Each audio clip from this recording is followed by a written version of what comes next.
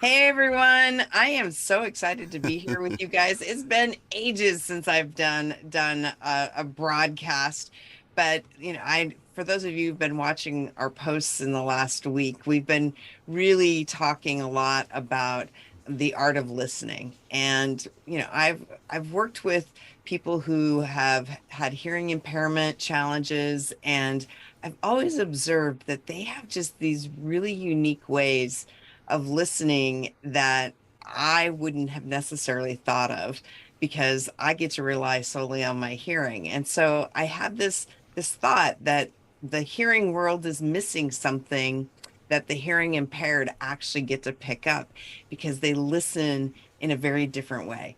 And so I just discovered that one of the most amazing people I've met in the last 3 years is hearing impaired, and I had no idea. And he was a guest on this show on my In the Vent Zone podcast about a year ago, and I would never ever have guessed or suspected even that he had suffered hearing loss for most of his life. And so he has some incredible tools that he has developed and adapted to be able to listen in an environment where he actually physically is challenged to hear. And so I wanted to have a conversation about what that is and what can we learn from him from that perspective that we can take into our listening to be better at listening. And so I want to welcome back my friend Tim Forrest, Hey, who's amazing. Can you just remind the listeners what it is you do? Because you are oh yeah, so good at what you do. You thank are you, a genius.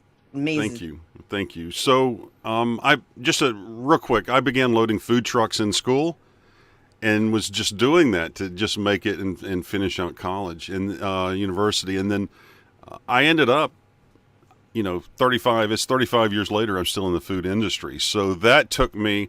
My goal that took me loading trucks has been my career. 25 years I've had my own consulting company. But let's just go right back and answer your question. So I'm a consultant in the food industry. I help food brand owners, food entrepreneurs grow their business and achieve millions of dollars, thousands of new locations, and many of them have become millionaires. They've become very successful.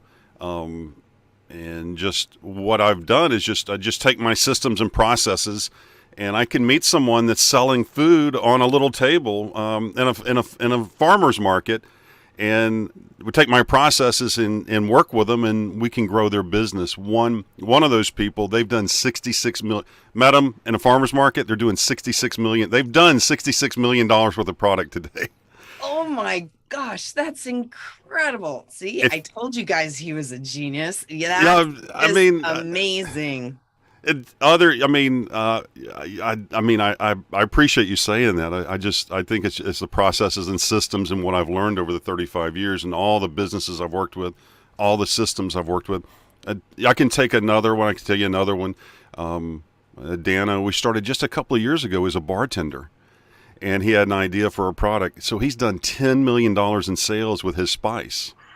Just since 2018, he was just entered into the congressional record for his small business, and they're employing like 50 people now. Other products have done over $100 million. I've helped people turn businesses around, sell them for over $100 million. But it all began from me loading those food trucks. So I learned the back doors, the loading docks of basically all the channels in the food industry. So club stores, restaurants, grocery stores, Major League Baseball, stadiums, airports, zoos, theme parks, and so from actually loading product, in from the truck, in on the loading docks, and going in the back doors of all these different channels. I ended up knowing so well how the business ran that it's nothing for me to just walk into a major league stadium and get business for a food company. I understand the process because I did it from the back door. It's just so different than when you learn it. I did eventually. So I ended up working with the largest food brands in the world. So I worked with Nestle and Unilever for about a decade. And so they trained me on all their paradigms of being market leaders and everything you do to manage a market, understand your data, all of that. But unlike so many of the other folks that I worked with, I actually had been on the loading docks. I'd actually come in the back door, Mhm. and so I just understood it so well. It just worked really well, really really well. So, your career has been just incredible, and I watch you on social media, and I watch what you do with your brands, and we've had a number of conversations about it, and it is truly remarkable. So, tell us a little bit about the how your hearing impairment affected you as you were kind of developing your moving into your career, and what that meant. Yeah. So you're curious about moving into my career. I well, let's just go back and just really define what my situation is. Hmm. Okay, so I was born with a congenital hearing loss, and so basically I cannot hear. It's basically a cookie bite loss in that I cannot hear around the human voice except for about 10%. So 10% of human voice I can make out.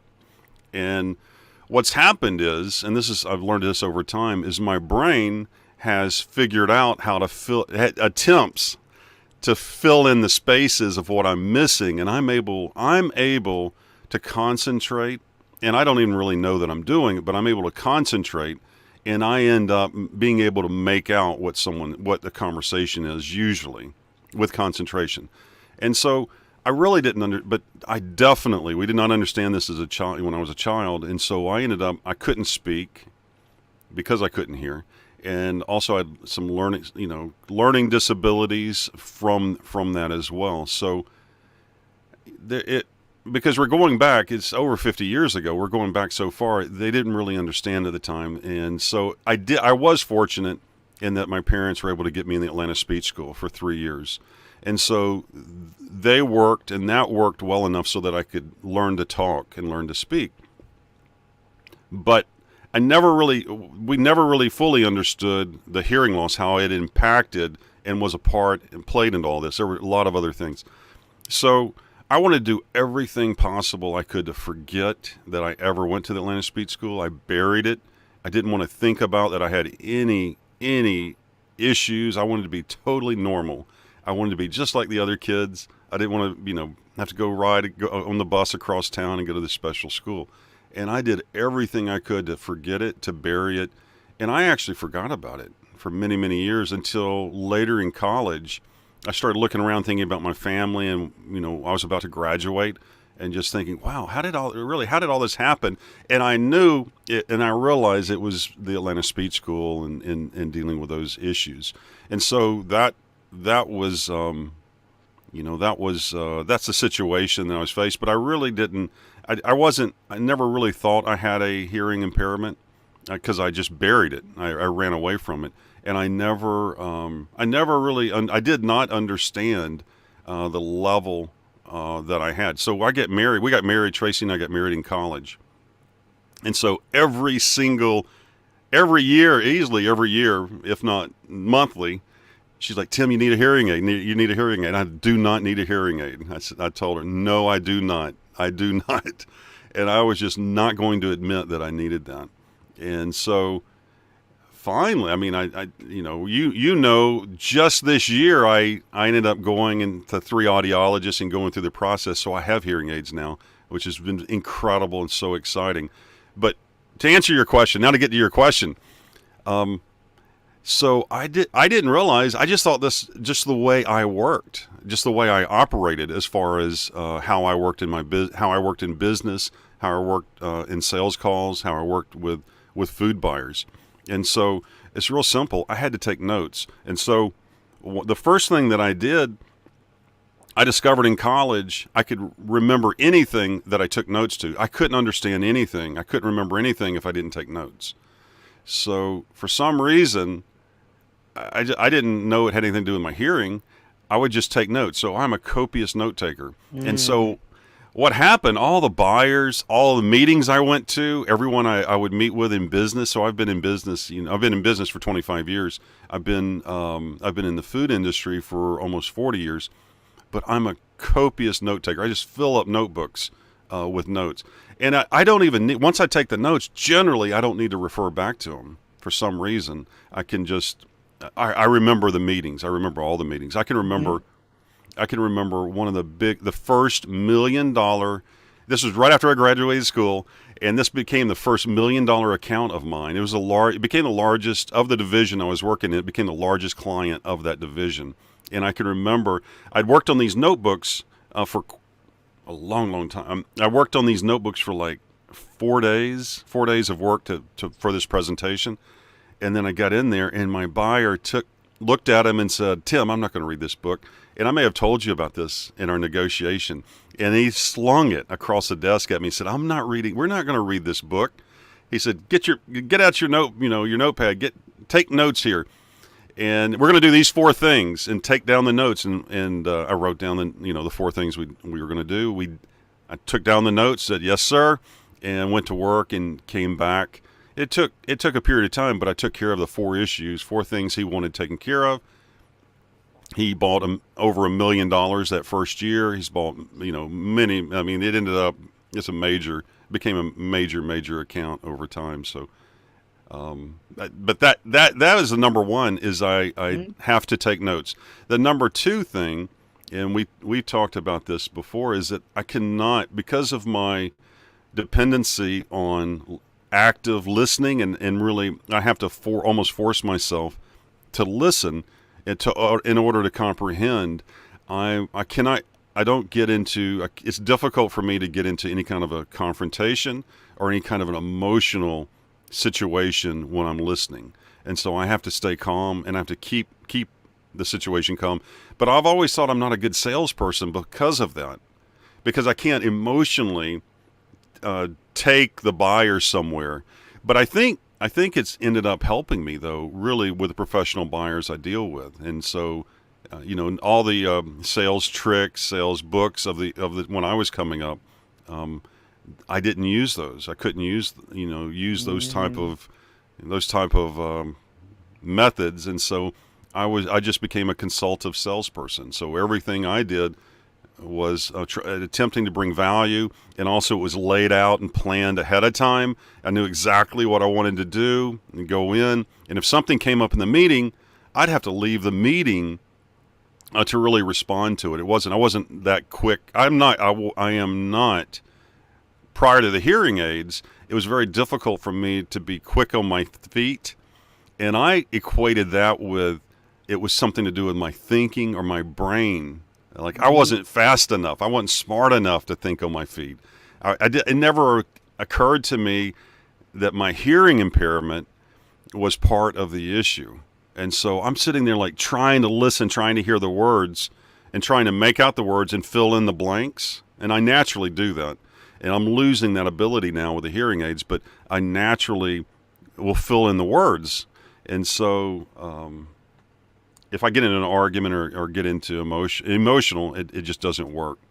So I've been talking a lot, No, Christine. Is this? this is amazing. So, I mean, I've heard so many things. So, one, you concentrate on listening. You act we talk a lot about how listening is a full contact sport, Yeah, essentially. That it takes more than just our ears to listen, but you're listening, you're like really engaged, and you're physically engaged by taking notes.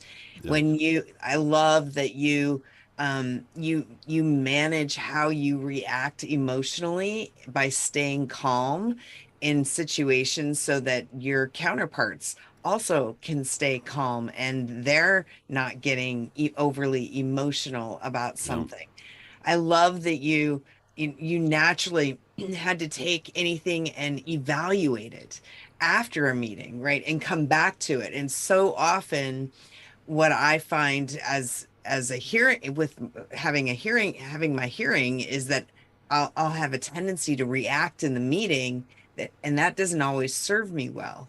Yeah. right? So being able to take that time to go, okay, well, I've got to go process this. I've got to go look at it. It gives you time to continue to control any emotional reaction. It gives you the ability to evaluate a proposal against your own objectives, which when we're making decisions at the table, we don't have that opportunity. I had somebody text me yesterday, and she is in the negotiation of a lifetime. And she brought together two huge real estate investors, and it has the potential for being this massive deal for her. And she was like, I'm so nervous, I don't know, she was just really nervous. And I said, give yourself time to walk away. Don't agree to something at the table. If it's a big give, make sure you're walking away. And that's something that you did as a result of your hearing situation, but that you developed as a compensation mechanism that you didn't even know you were Right. compensating for, but that was super effective. The other thing you mentioned is consultative selling, right? You and I are roughly the same age, and the notion of consultative selling, shockingly, was just kind of being talked about and developed, and coming to the forefront a few years ago, and tons of people still don't do it. But that need to be able to listen to what your counterpart, your customer, your client is trying to tell you, and really kind of it elevates their level of importance in the conversation. They feel like they are, oh my gosh, I have his full attention, right? And so often we are allowing ourselves to get distracted. We start having a conversation in our own head, and we're not listening. And I just think so. I think all the things that you've talked about, they're things that I talk about and that we teach in our programs, in our negotiation 101 program, our Venn Masters program, and we're getting ready to launch a new program related to our book, Why Not Ask? And it's a Why Not Ask seminar that people can take on their own.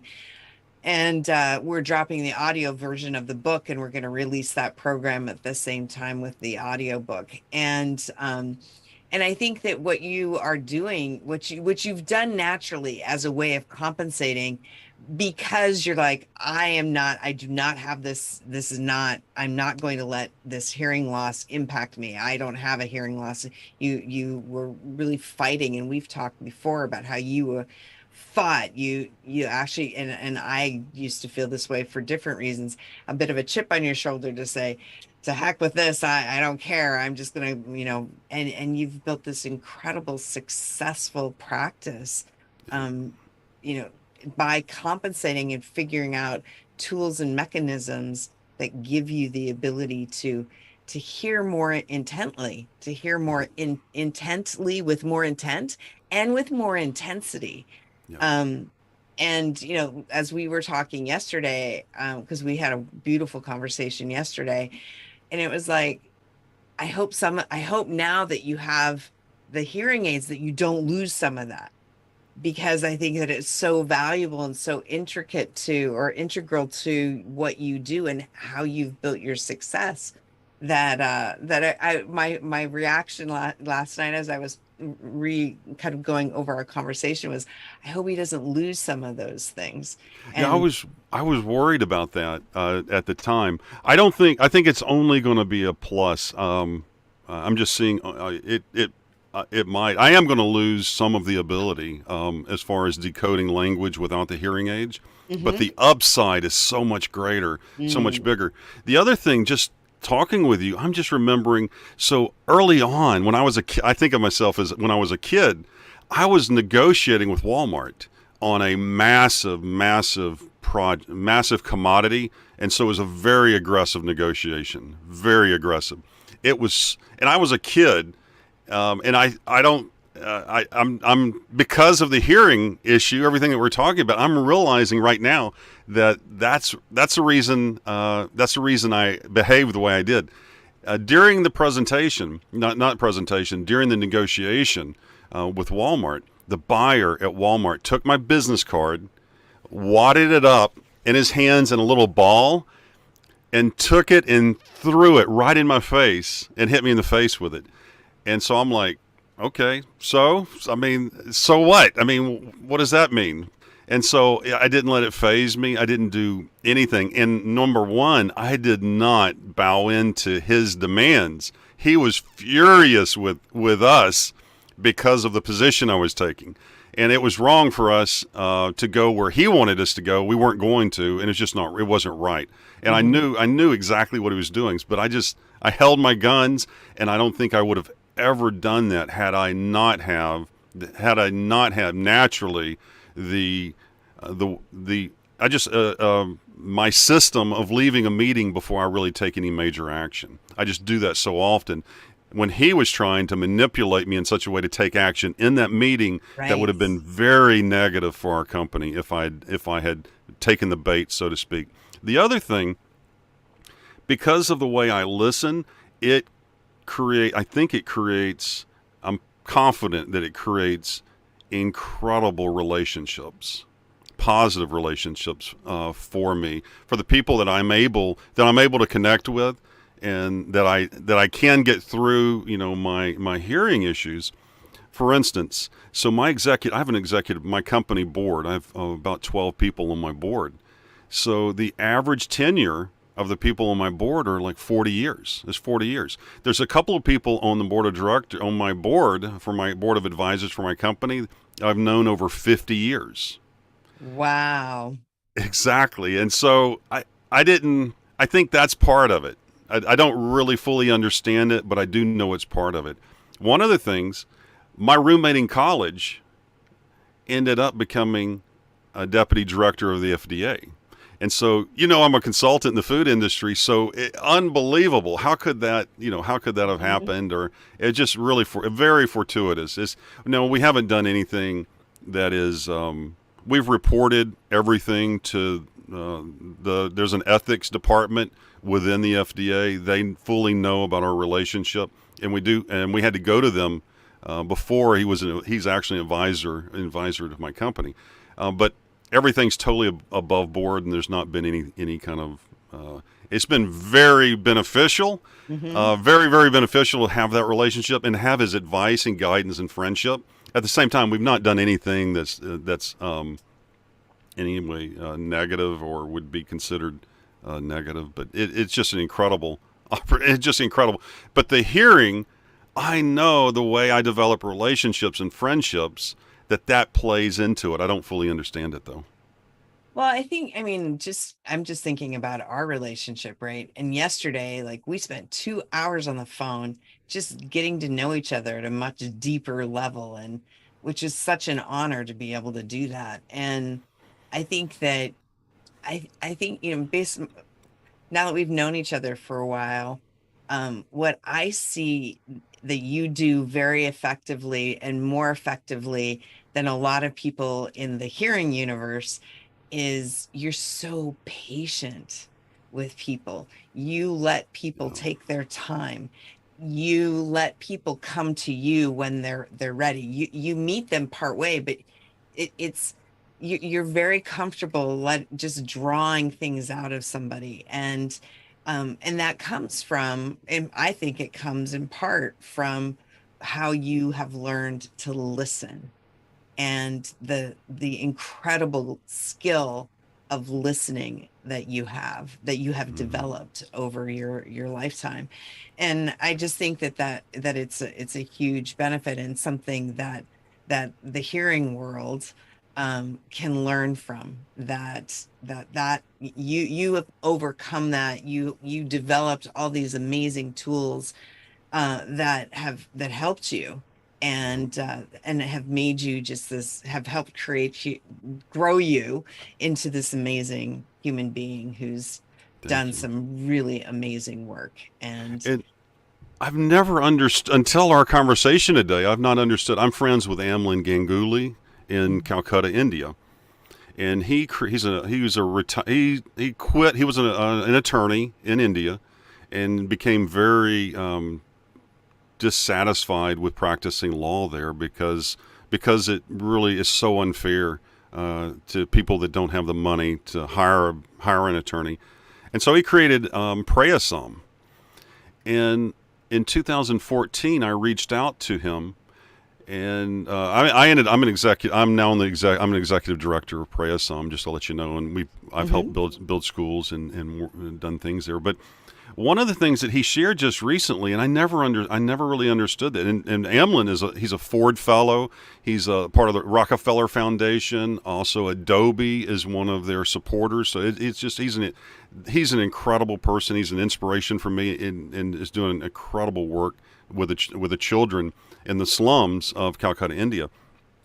But he said, Tim, and he's from India. He's Indian. He's Tim. You're the first person that came, and he said, Tim, you're the first person that has come here who wants to help us and has asked a question. What do you do? And you wanted to know, and you asked a question, and you expected me to tell you how we do things and what we do. You're interested in what our processes are. And he said that's not normally, particularly someone from America, if they're going to do anything, they might donate some money, or it has something to do, it's a financial, and they walk away. You were just the opposite. You had questions, and you wanted me to tell you and help you understand what it is we do here. And that is definitely, I never thought about it in the context of our conversation today, but that process, or that go-to technique that I use all the time to survive, and that's exactly what I did in India. I think it's incredible. And the work, by the way, that you're doing in India is just remarkable. And I'll put a link into the nonprofit stuff that you do, because I think it's just remarkable.